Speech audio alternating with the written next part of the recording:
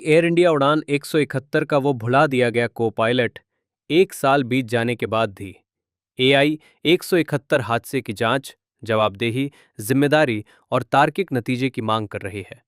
12 जून 2025 को हुए air India की उड़ान एआई 171 के उस दर्दनाक हादसे को 1 साल पूरा हो चुका है, जिसमें 260 लोगों की जान चली गई थी।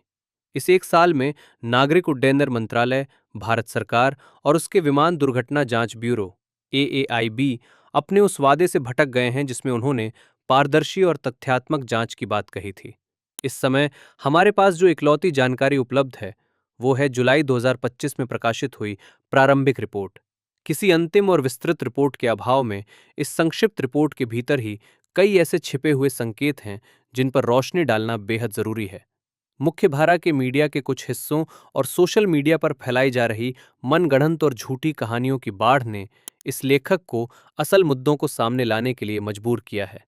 आमतौर पर नागरिक उड्डयन मंत्रालय और नागरिक उड्डयन महानिदेशालय की ये आदत रही है कि वे सच को छुपाते हैं और सारा दोष पायलट के सिर मढ़ देते हैं। लेकिन इस मामले में कहानी ने एक अलग मोड़ ले लिया है।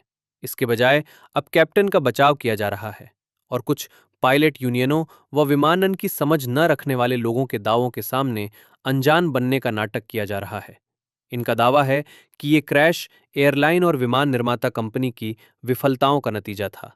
मीडिया की कहानियां बनाम हकीकत, इस बात का पहला स्पष्ट संकेत प्रारंभिक रिपोर्ट के पेज नंबर 12 से 13 पर मिलता है, जिसमें कहा गया है आगे का ईएएफआर एनहांस्ड एयरबॉर्न फ्लाइट रिकॉर्डर 16 जून 2025 को बिल्डिंग एफ के पास मलबे के ढेर से बरामद किया गया था। ये आगे लगा हुआ ईएएफआर डिजिटल फ्लाइट डेटा और कॉकपिट एरिया के माइक से आने वाली आवाज दोनों को रिकॉर्ड करता है। इसलिए ये पूरी तरह साफ है कि एएआईबी ने कॉकपिट की उस आवाज को सुन लिया है। भारत सरकार 16 जून 2025 को ही सारे तथ्यों से वाकिफ हो चुकी थी, लेकिन इसके बावजूद वो पीड़ित परिवारों को मानसिक पीड़ा से राहत देने और मामले का तार्किक अंत करने में ढुलमुल रवैया अपना रही है। रिपोर्ट में इस बात का जिक्र है कि जैसे ही विमान ने लगभग 8:08:42 यूटीसी पर 180 नॉट्स की अधिकतम दर्ज की गई हवाई रफ्तार हासिल की, उसके ठीक बाद इंजन नंबर 1 और इंजन नंबर 2 का FCS flight control system 1 second के अंतराल पर एक के बाद एक बंद से चालू पोजीशन पर आ गया। जब दोनों इंजन बंद हुए तो तुरंत दो चीजें हुई होंगी। पहली ये कि को पायलट के सामने का पूरा इंस्ट्रूमेंट पैनल ब्लैक हो गया होगा, और दूसरी ये कि पीछे लगे ईएएफआर की बिजली सप्लाई पूरी तरह ठप हो गई होगी।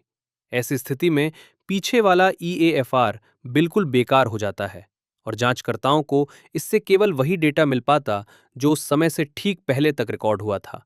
अगर आगे वाला ईएएफआर डेटा बरामद ना हुआ होता तो बेहद महत्वपूर्ण डेटा का असली बैकअप हमेशा के लिए खो जाता। बोइंग 787 मैनुअल में ऐसी 4 परिस्थितियों का जिक्र है जिनमें बैकअप देने के लिए आरएटी रैम एयर टरबाइन अपने आप खुल जाता है। इसमें यह भी बताया गया है कि हाइड्रोलिक पैनल पर मौजूद रैम एयर टरबाइन स्विच को दबाकर आरएटी को हाथ से भी खोला जा सकता है। ये कार्रवाई ईएएफआर के साथ साथ सीवीआर पर रिकॉर्ड होने वाली आवाज में भी दर्ज हो जाती है।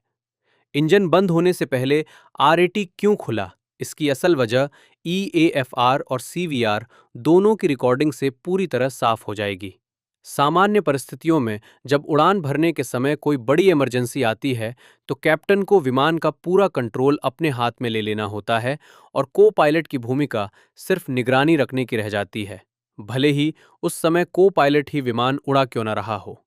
सीवीआर से यह बिल्कुल साफ हो जाएगा कि क्या ऐसा कोई कदम उठाया गया था। ईएएफआर के रिकॉर्ड से पता चलता है कि इस पूरी घटना के दौरान को पायलट की तरफ के फ्लाइट कंट्रोल्स हिल रहे थे।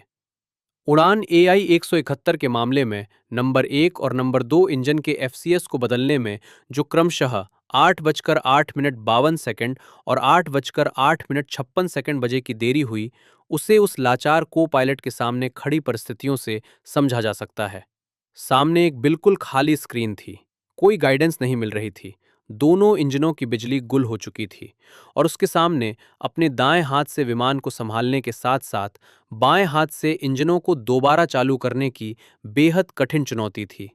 इस विमान श्रेणी पर बेहद कम अनुभव होने और ट्रेनिंग के दौरान को पायलटों को कभी न सिखाए जाने वाले मुश्किल मोड़ का सामना करने के बावजूद फर्स्ट ऑफिसर क्लाइव कुंदर ने इस क्षतिग्रस्त विमान को घनी आबादी वाले इलाकों से दूर ले जाने में कमाल का काम किया, जिससे जमीन पर मौजूद और कई मासूमों की जानें बच गईं।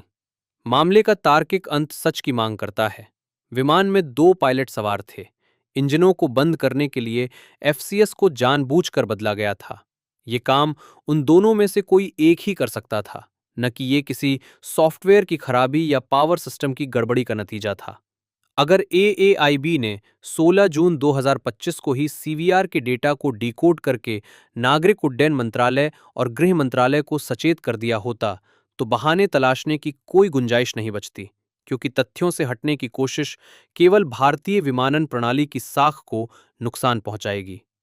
EAFR/डिजिटल फ्लाइट डेटा रिकॉर्डर और सीवीआर के डेटा को डिकोड करने में अमेरिका के एनटीएसबी और यूनाइटेड किंगडम के वायु दुर्घटना जांच शाखा के पास भारत के एएआईबी या डीजीसीए की तुलना में कहीं अधिक अनुभव है।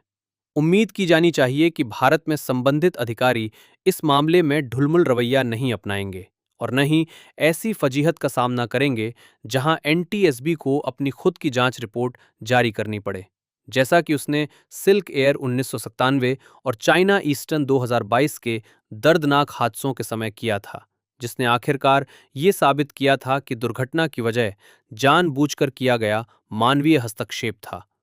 फर्स्ट ऑफिसर कुंदर के परिवारों और 12 जून 2025 को हुए इस हादसे में जान गंवाने वाले उन सभी लोगों के परिजन अपनी इस मानसिक पीड़ा के तार्किक अंत के हकदार हैं।